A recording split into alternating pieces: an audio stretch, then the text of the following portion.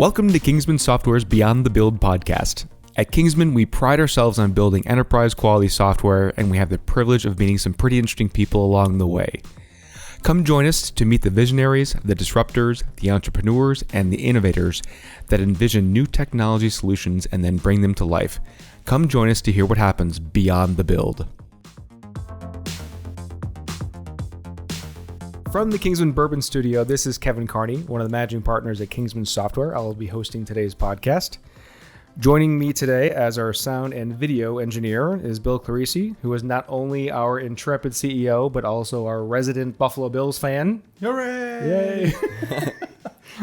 Go Bills! You're going to go to the stadium and help shovel the bleachers? No. Negative. Negative. Okay. All right. Today we are talking with co-founders of Undergrads, Tom Mumford and Chris Dyer. Welcome, guys. Thank you. Hey, appreciate it. In a nutshell, Undergrads connect students looking to make some extra money in their spare time with people, businesses that need some helping hands, whether that's an individual who needs some help moving or a country club needing some extra servers. Appreciate you joining us. Congrats on your success so far. Yeah, thanks. Absolutely. Thank you for having us. All right, so let's start off by giving a better explanation than my little brief explanation, and then drop some knowledge on us, drop some stats, number of people, number of students, number of gigs, number of locations, awards, accolades, all that good stuff. And I've got a few notes here, so if you forget something, I'll bring it in and remind you of it. Got it. Chris, you wanna intro? I'll drop some stats. Certainly. So like you said, at the end of the day, Undergrads is a marketplace. We connect businesses or individuals who need a few extra hands with college students looking to make some money in their free time. Easiest way to conceptualize it is think like Uber. We're a technology platform where whether you're someone who needs some help moving or you're a stadium like Bank of America who needs help running the game. Or Buffalo Bills Stadium that needs help shoveling the stands. Exactly. Right.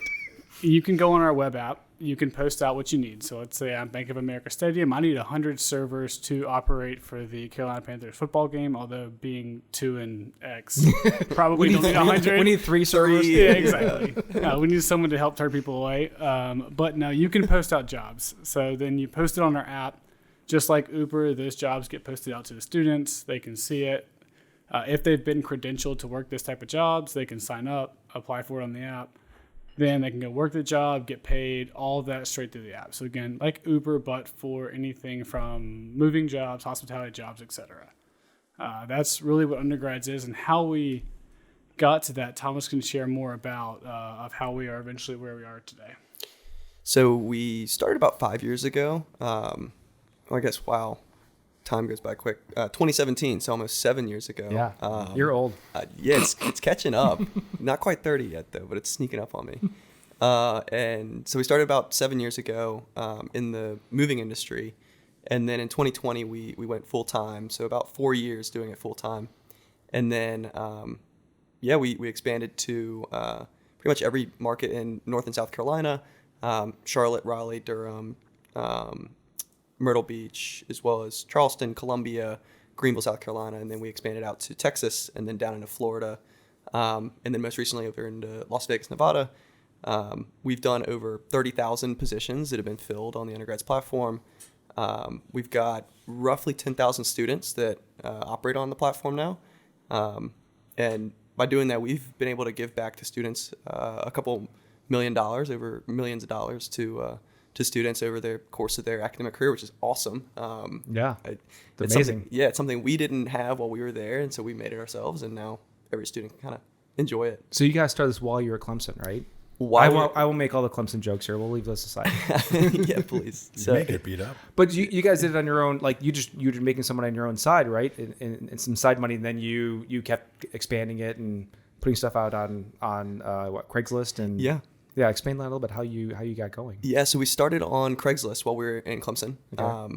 As you can imagine what Craigslist in Clemson, South Carolina looks like. Right, yeah. It's a little interesting, but that's where we started. It was we'd go to class, post the ad on Craigslist, hopefully have someone call us sometimes mid-class, and we just up and leave. But usually by the someone's got to move. Yeah, we just kind of get up and leave, and we tried to get as much business as we could, and then that led to our friends wanting to jump on and do some moves with us. And then one thing led to another. We started expanding, and we never really needed investment in the early days because we were just cash flow positive. But as we started to grow, we went and got investment from some local staffing executives, raised about $1.6 million, Wow. and then started to grow our platform that ultimately allowed us to scale across the nation. Did you start off thinking, hey, we're going to build a business? Or did you start off thinking, hey, you know what? I need some beer money. Speaking of beer money. It was definitely beer money. That first year we made more money actually selling the furniture that the customers gave us. Really? By putting into a storage unit. Just than we extra did- stuff they didn't need? Yeah. Tables, couches, you name it. They either had a new one in their new home or they didn't have enough room for it. And sell it on Craigslist. Again, keep it on Craigslist. And we made more money doing that than we did in the business. We're like, there's no way this thing will take off. And then, At what point did you have that tipping point of, we could do this full time? And I don't mean full time as much as I mean we could do this as a business, right? Because you guys did it for yourself and a couple of your buddies, but at some point you said there's a business model here. I think for each of us it was different. I vaguely remember we were at our kind of senior going away last hurrah party, and we're both looking at each other thinking, what are we going to do with this when we graduate? I was moving up to New York to work for EY in their corporate venturing unit. Chris was moving down to Orlando to work for UPS. Ultimately breaking up the band. Breaking up the band, different sides of the United States.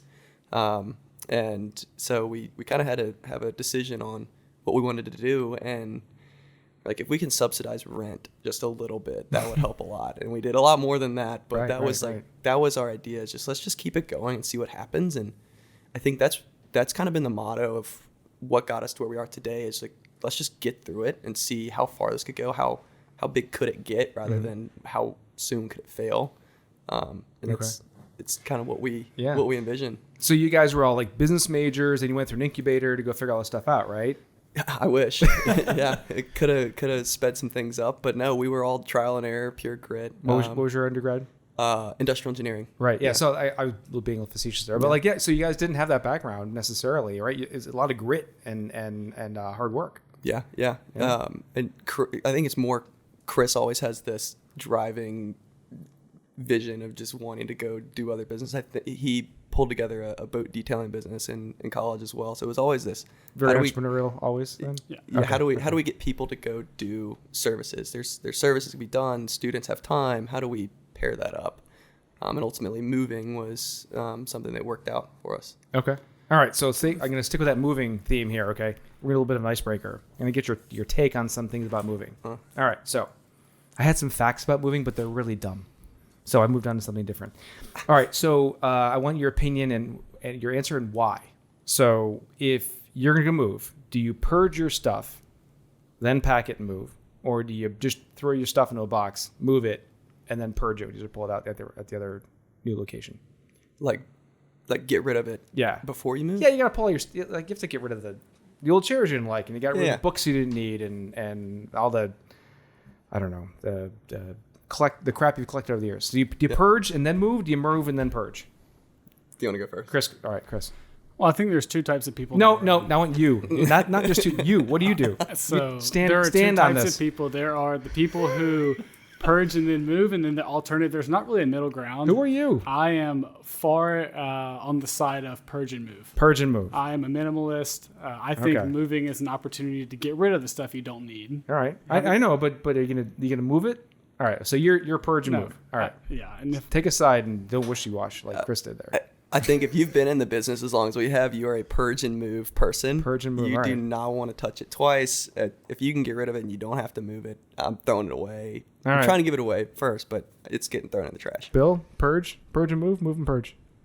Purge. I agree. It's the perfect opportunity to get rid of all the crap that So you're always gonna get rid of. Okay, so I'm gonna jump in there a little bit. So I'm gonna move and then purge. Because I would never move otherwise. Because I'm gonna throw stuff in a box and not think about it and just get the move done. And then as I'm unpacking where I have time and leisure, then I'm gonna purge. But Still purging. You're moving something just to throw it away. You know what? It takes me like, you see my office, Bill, right? Yeah. I have every calendar in the past 20 years. So I need to move it and then purge it. Have you guys seen Big Bang Theory? Yeah. He's Sheldon. Oh yeah. Yeah. All right, let's try one more. Let's try a different one. Do you prefer a cheap fixer-upper or an expensive turnkey?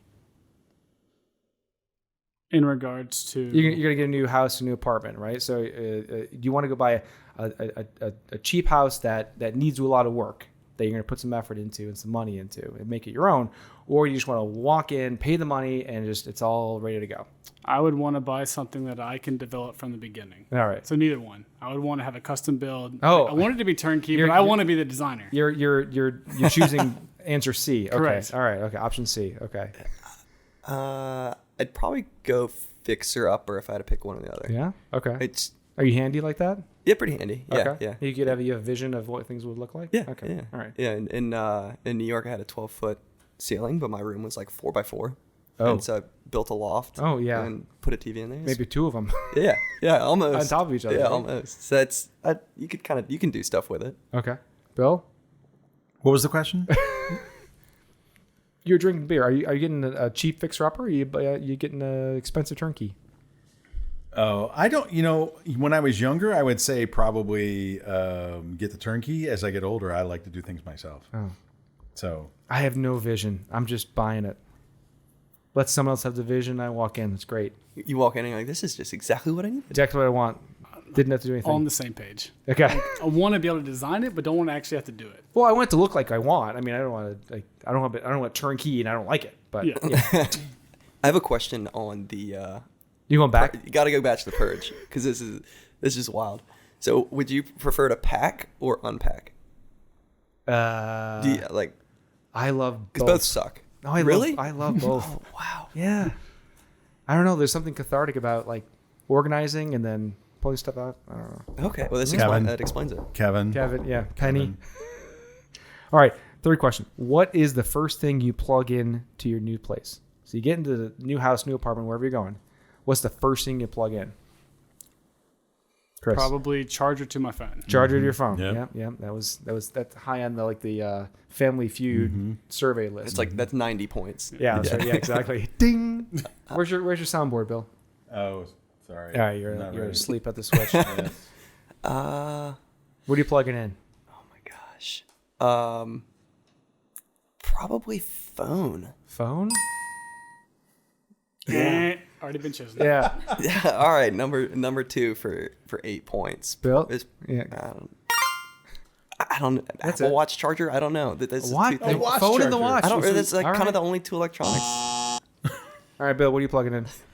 Unfortunately, it's the phone. Yeah? That's the first thing. Rashmi, what are you plugging in? Phone? Phone? I'm plugging in internet. That was my second choice. That's Right? not plug in the internet. Well, yeah, How you have to old plug in are the router. you? You got to plug in the router. You got to plug in the router. Yeah. Yeah. So you plug can in get the on the line. On the line. Close second was TV, but that's a different story. You need Or a laptop. router. Or laptop. Yeah. You gotta have the router for Yeah, that now. router. Okay. All right, last one. So you move into your new place. Do you immediately go greet your neighbors? Or do you like unpack, wait a couple of weeks, settle in, and then go meet your neighbors? I am definitely the wait a few weeks. Thomas is going to say immediately go meet the neighbors. I can already guarantee it. I'm immediately meet the neighbors. Immediately the neighbors, I yeah, think walk you've out. got Okay. you've got like 2 days of it's not awkward to introduce yourself, and once you pass that 2 days, it's like he doesn't really like us. This is Right? Yeah. not intentional. Yeah. Oh, he's aloof. He doesn't want to talk I'm to all us. up. I'm all up in your business Yeah? first 2 days. Okay. Bill? I take option C. I don't want to talk to anybody. So my answer is never. Never. Yeah, Never. never. Oh, Never. okay. No, never. Odds are they've got a dog that's going to bark and it's going to tick me off over time, and then it'll get nasty. But it's better when you know them that you can go, hey, your dog's barking. No, it No? doesn't help. No. No. You could be meaner if you don't know them. Exactly. You Yeah, can leave a yell at letter them. on I the have done box. that. I have done that. I like meeting the neighbors. Because you've never had bad neighbors, probably. Well, that's for a reason, because I go meet them ahead of time. They could have been mad if I didn't talk to them, like Chris. Confused. You confused? Yeah. We bought a place a couple years ago, and as we were getting the keys to like we're at the edge of the driveway getting keys to go get into our house, and a woman across the street came down to get her mail, and we just said hello, and she says, Kevin? I'm like, Leslie? This is my client from 15 years ago. She's now across the street from me. So if we didn't do that, like we'd be like passing each other in the cars all the time and never even known that like there's connections like that. But that wouldn't make her a bad neighbor.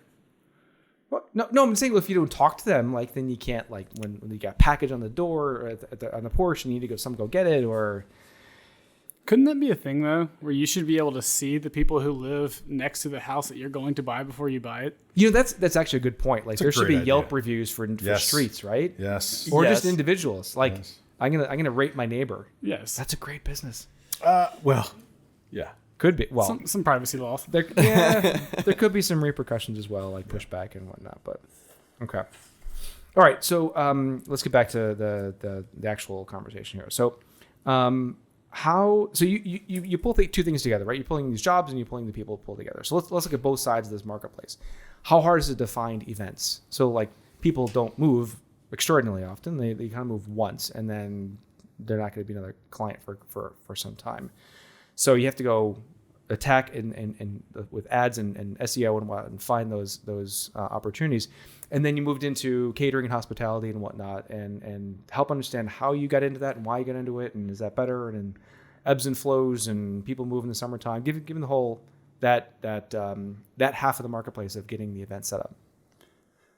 So to answer your first question, the supply or the demand, which one's more difficult to get? If you had asked us 16 months ago, it would be the demand. We couldn't keep up with the supply. We couldn't keep up with the demand. Oh, really? Coming off of COVID, everyone in the hospitality industry is leaving it. They're going to work somewhere else. They're working from home, etc. We had people banging down our doors asking us to provide staff for them. Then fast forward to today, on the other side of that, as things start to return to normal, the supply or the demand is more difficult to get. It's just part of the market ebbing and flowing. But as far as how we got into the hospitality industry, it's a funny story. We in 2021 in April, Thomas and I were driving about 8 o'clock at night to go get dinner. Pulled up to a McDonald's. I heard it Didn't know too. if that was going to shamelessly come out. Yeah, not shamelessly. Low-key, McDonald's is the best fast food restaurant. Yep. But we pull up to a McDonald's drive-through, and on the sign or on the post is a sign that says $1,000 if you'll interview. And we're If sitting you interview? it's just to show up to an interview. Like during that time, it's ridiculous. People forget about that 2020 to 2021 era of COVID where the world just shut down. And so there's a sign that says $1,000 to interview. At the time, we had been building this moving business using college students as movers. And at the time, we had been turning down 40% of the students who applied. So we've got 100 students applying, 40 were saying, hey, you can't work. We don't have enough work for you. And so we see the sign and we're like, oh my gosh, is there like this new industry, the hospitality industry? Could we take the same students who were turning down and utilize them through the same platform to go work for the hospitality companies? And so we said, okay, well, maybe there's something here. We reached out to a catering company here in Charlotte, said, here's our thesis. We've got these students. Would they be useful to you? He said, yes. Long story short, we did that. We piloted and we've expanded that under the premise that college students are absolutely fantastic at working hospitality jobs. Right. All because we pull up to a McDonald's at 8 o'clock at night and saw a $1,000 interviewing sign. Yeah, in the on strangest places. That's Yes. right. Okay. So you've got some fairly decent events. Like we were talking about like catering holiday parties at a country club or things along those lines. But in maybe weddings or other things. But you've gotten some pretty big events, right? Some marquee events. Describe some of those. Yeah, the cool thing about what we do is you can recruit so many students because there's just such an underserved talent pool.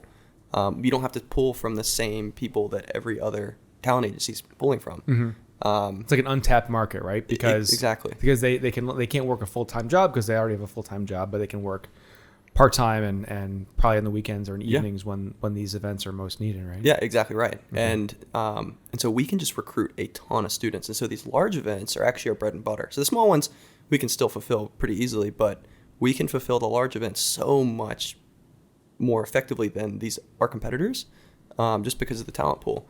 So we've got, to name a few, when the President's Cup was in Charlotte, we were the primary provider of premium staff for that. So we were doing all the suites and everything, lining the greens. And so that was our big entry point into these premium events. That led to us providing staff for the F1 race out in Austin, Texas. And That's awesome. That was a fun event. A long event. We slept about 3 hours every 3 days, but we got an RV involved in there, but it was a long one. And so F1 was massive. It was a little bit bigger than President's Cup, and that was the same thing. Trackside suites. We were the primary provider of premium staff for that entire event. So you've got guests like Elon Musk in your suites, and so how do you provide a premium staff for these specific suites? And that's kind of what we were able to do really, really well at high volume, like 600 plus people over the course of 3 days. Yep. And then that kind of expanded to what we do now. We landed a contract with Live, so we'll be out in Las Vegas for the Live tournament there. Landed the contract with the Super Bowl, so we'll be out at the Super Bowl now in Las Vegas. Are you kidding me? The Yes, Super Bowl. It just snowballs. It's crazy. The size events that we can, especially if the fill. Bills are in the Super Bowl, it snowballs. Go Bills. He might shovel snow for that one. I would shovel snow. So we'll be out at the Super Bowl, which is just that was our goal for 2023, was how do we get in the conversation, and we ended up actually landing the contract. And then continue on that. We've got a few more in the pipeline that we're looking at landing that are kind of some larger events, like the U.S. Open for tennis. Is one that we've got our eye on. But these large events are really, really fun, and they're kind of our bread and butter. So how do you get all the students for these kind of events that are outside your footprint, right? Because and this is a question, but coming from Clemson, you've got a lot of people at Clemson, right? And you come to Charlotte, you got universities here and whatnot, but you don't have a presence over in UNLV or other places like that. So you have to market to those organizations, or like how does that work down in Houston? Yeah, so not necessarily organizations, but directly to the students. So we've got, again, thousands of students who work on our platform. Okay. Relatively easy to get their friends in those areas to join because they're having such a good time. Like, it's not rocket science for a buddy from Charlotte to recommend his friend that he knows out in Austin, Texas. Hey, the F1 race is coming. Do you want to work it? And then that one person then refers their 3 friends, and then so it just, again, snowballs. Okay. Shout out Bills. That's a lot of people though to just get referrals. But yeah, the referral network is massive. Okay. We do a little bit of paid ads, but the referrals are really where we get the people that are going to show up and consistently show up, and you don't have to worry about no call, no shows. So you have to do some interviews at a time. You can't just let them just sign up and you have to talk to them. You have to make sure they're reliable and they're going to show up. It's extensive. Yeah. The vetting process is pretty extensive, but we've automated a lot of the interview process, and that's probably the piece that we're most proud of. Again, it's a lot, but it's almost fully automated, and it helps a ton. So if you're getting that many people, I mean, I have to assume that a lot of those people are going to be new, right? First time undergrads. Is that an undergradders? What do you call your students? Undergrads. Some undergrads? Yeah. Okay. Yeah. All right. With a capital U, right? Exactly. TM. Yep. Okay.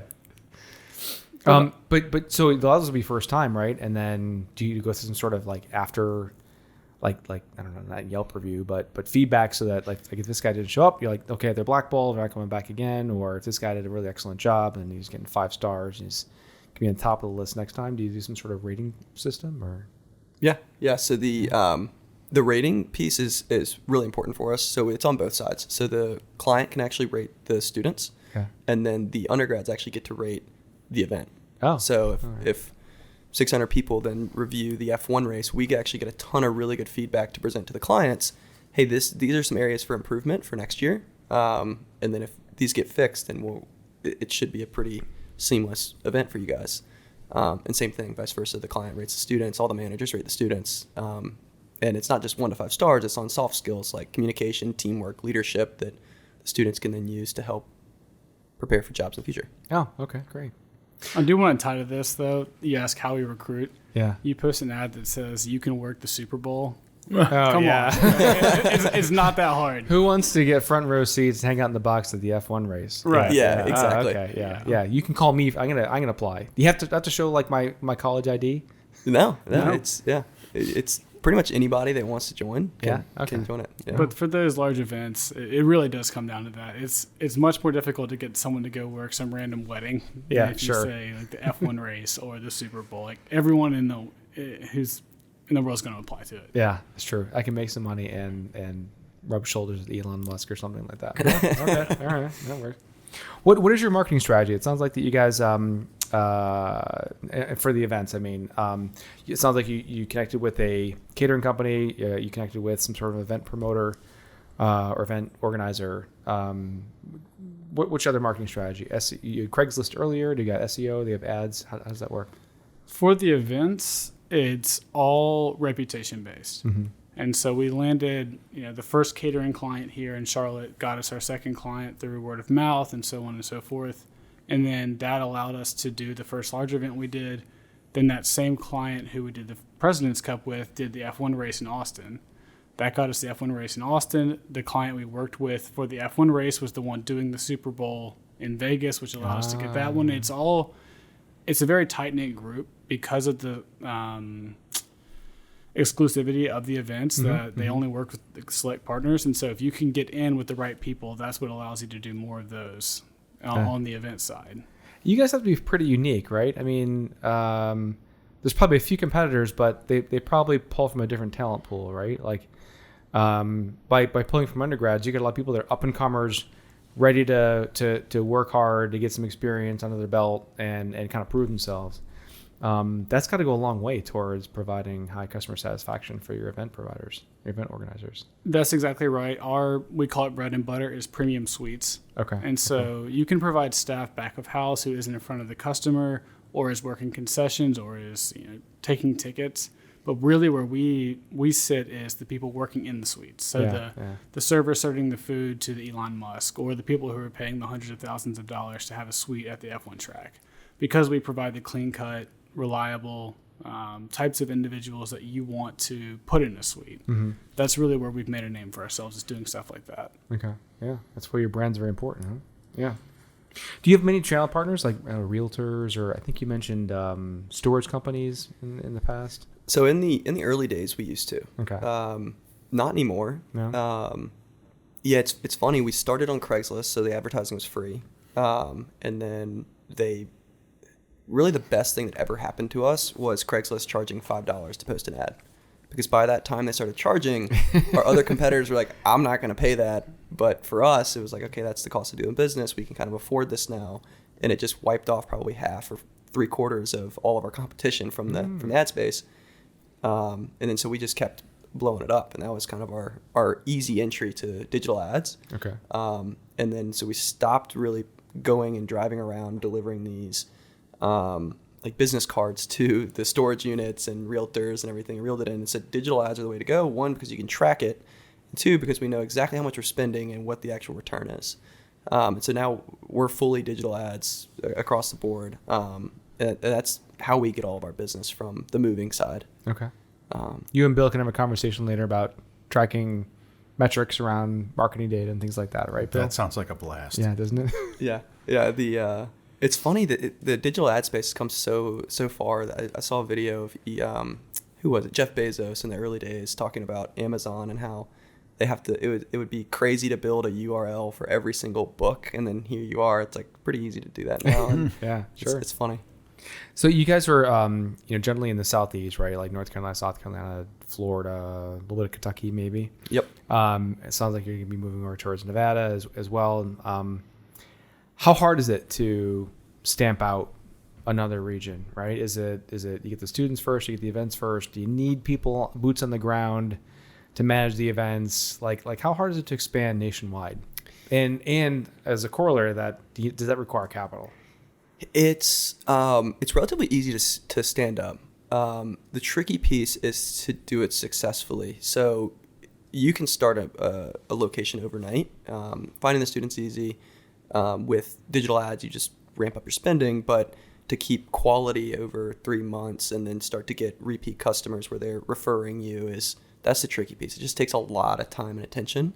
And us and even our competitors too, is kind of where we learned this from. It is very difficult to do it well. It's easy to do it, but anyone can they've got 100 markets on their website, but 95% of those markets are probably not doing so great, and 5 of those markets are probably bringing all the revenue. So from the very beginning, we tried to make sure that each market was getting implemented properly. It really doesn't take much though. It's you find one student there, they get 3 friends, and then all of a sudden it snowballs. It just someone comes home with $400 from a job because they got a big tip, and they got They can be tipped as well. Yeah, Oh, they can be wow. tipped as Okay. well. So yeah, and all their roommates are like, yeah, I'm gonna go do that job instead of work at this restaurant and make $7 an hour. It's not very difficult to launch a market. Right. Okay. And that's why we went the digital route. Why we moved away from doing local advertising was for that reason. So like for us to launch a new market, like on the moving side, we've got a template for a web page, post a web page, put SEO, put advertising, build the review system. That can all be done behind the scenes even before you launch. So then when you're ready to launch, all you have to do is recruit students to work the jobs that you've already got. Okay. So it's easy to get it started if you do it digitally. Versus if we had to have a sales rep out there who had to then go meet realtors in that local area and post out, flyers, etc.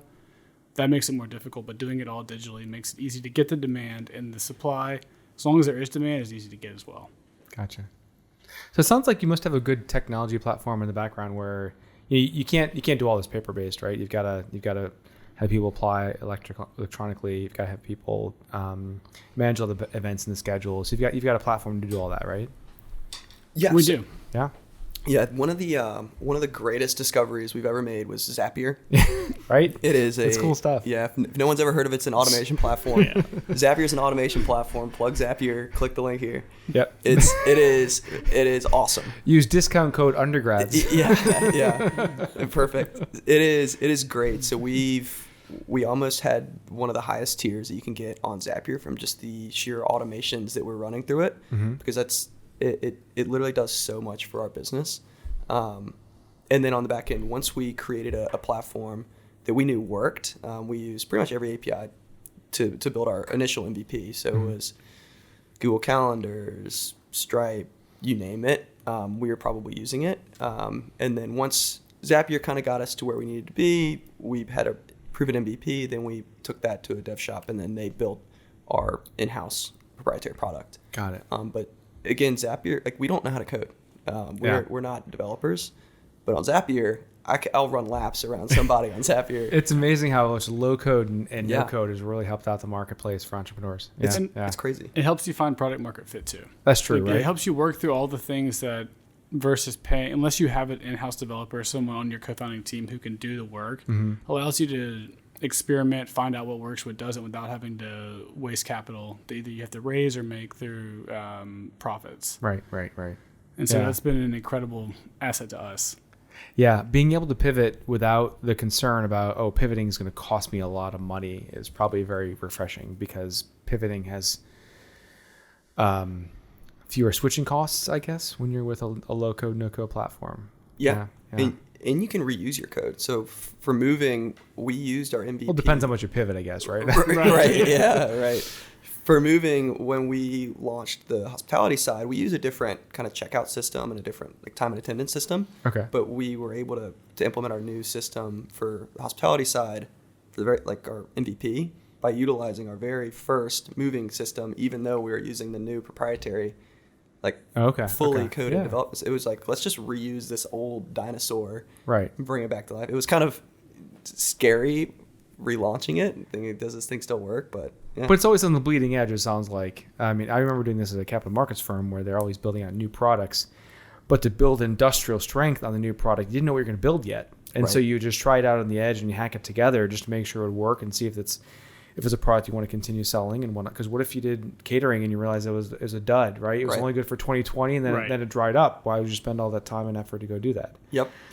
So you can do proof of concepts on that and then harden it later on. Yeah. That's by far the best way to go for early founders. And then you can go to a dev shop or somewhere else and you know exactly what to build. You're not going to kind of overcomplicate things.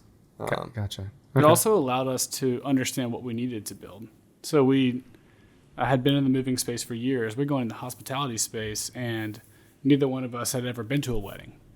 And so we knew nothing about it. Yeah, You've never been to a wedding? Oh, we were like 20, 25. Yeah. Okay. So all of our friends hadn't started getting married You weren't invited yet. Even to like relatives' weddings, you weren't invited yet because you were too young. I mean, a long time ago. Oh, yeah, we're not like... You're like okay, ring bearer. Yeah, okay. we're like, where's the staff? What do they need to do?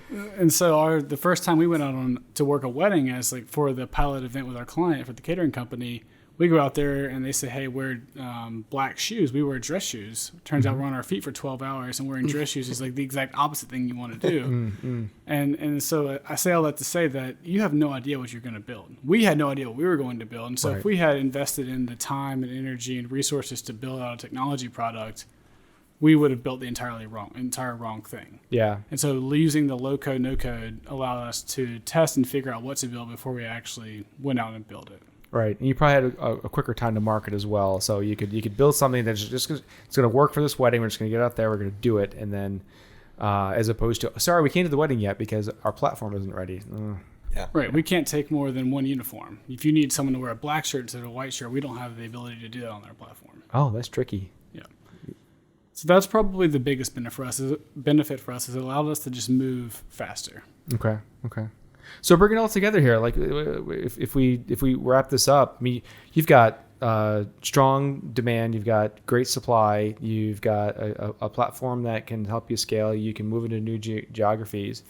You did some fundraising. I think we skipped a few of the awards that you guys got, right? Like Fast 50 a couple of times and. Yeah, in 2022, we were the 7th fastest growing company in Charlotte. So we were number 7 on the Fast 50 in 2022. 2023, we're number 13, so we stayed in that top 15 space.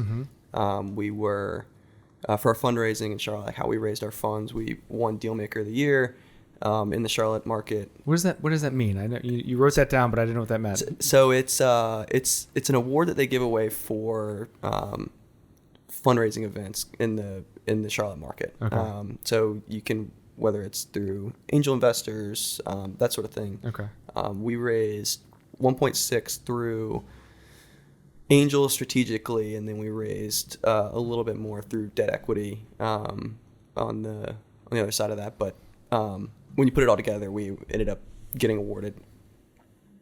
Wow. Dealmaker of the Year. Yeah. Okay. Yeah. Like mover and shaker kind of. All right. Fine. Yeah. It was cool because they honored the Hall of Famers along with us. So we're up there with kind of like, I don't know, Dave Jones from Peak 10, and then it's kind of us. Oh, right. It's like, we'd love to. It's cool to be on stage with some of those people. Yeah. Okay. Nice. So if we've got all this momentum, like what is the next year, 5 years? What does that look like for you guys? The next year is continued growth. Grad school? Is that like now you move to grads? Yeah. Go to business school. Well, I'm going from undergrads to grads. Yeah.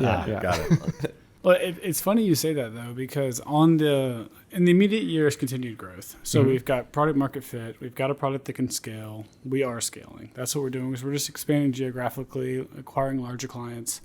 In the 5-year plan, one of the things we haven't touched on is what happens on the back end of the system.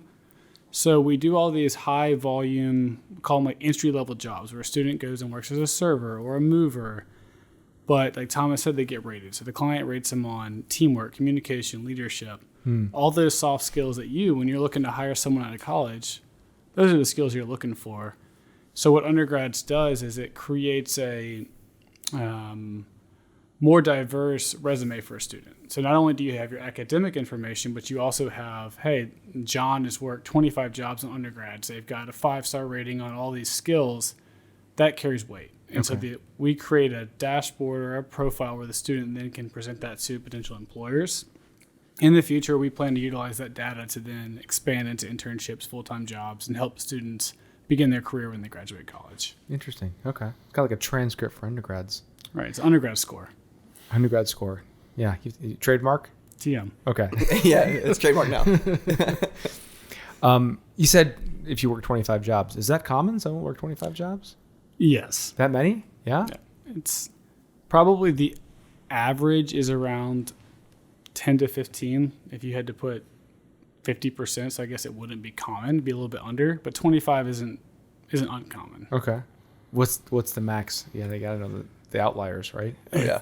It's funny. We had to go look that up. Yeah? It's over 500. Over 500? That's not you guys, right? That's not you. No. You two. Okay. No. Okay. One student has worked only one has worked over 500 jobs. That student's made over $50,000. Are you kidding me? Yes. Yeah. Just in your spare time? No. Well, he's got a lot of spare time. Well, but yeah. No one's. Well, I guess the F1 races is probably during the week.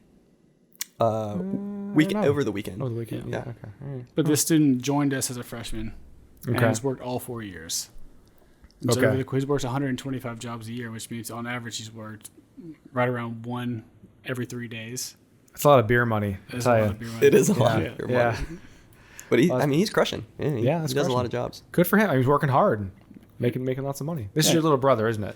No, I wish. Yeah, but making $55,000 around your schedule as a college student is why we do the business. Right. Like, Right. there's very few opportunities out there where as a college student you can work flexibly and then still like you can make your tuition. You can Yeah, pay for college right. just by doing this. Yeah, they're hustling too. I mean, it's not easy work. It's not probably mentally taxing, but it's work. You're gonna be ripped. Yeah. Yeah. You're gonna be ripped. Yeah, it But is work. And that doesn't include tips. So I mean, he could make 20. Are tips 15, outside of his normal? It's about like- 15 to 20% more than that Oh, in wow. cash tips. Okay. Oh, good stuff. Yeah. All right. I mean, Well, congratulations, guys. I mean, this has been an awesome road for you, and you have a lot of good years to come. So, congratulations, and look forward to watching you guys' success in the Charlotte market and nationwide. yeah. Thank you. We Absolutely. appreciate Thank it. you very much. Thanks for joining us. Well, congratulations on making it to the end of another Beyond the Build podcast. We really want to thank Tom Mumford and Chris Dyer of Undergrads for joining us. I tell you, their story is really impressive to me. That they did not go through an incubator, and really their success is just attributed to hard work, grit, and being scrappy. So we congratulate them on their current success, and we look forward to watching them grow in the Charlotte market over the next couple of years. Thanks to Bill Clarisi as our sound and video engineer. Thank you to Rashmi Levamula for our marketing support of the podcast on LinkedIn and other channels. And thanks to you. Thanks for joining us for another episode of Kingsman's Beyond the Build podcast, where we showcase interesting innovators from the Charlotte area. And until the next podcast, go build something awesome.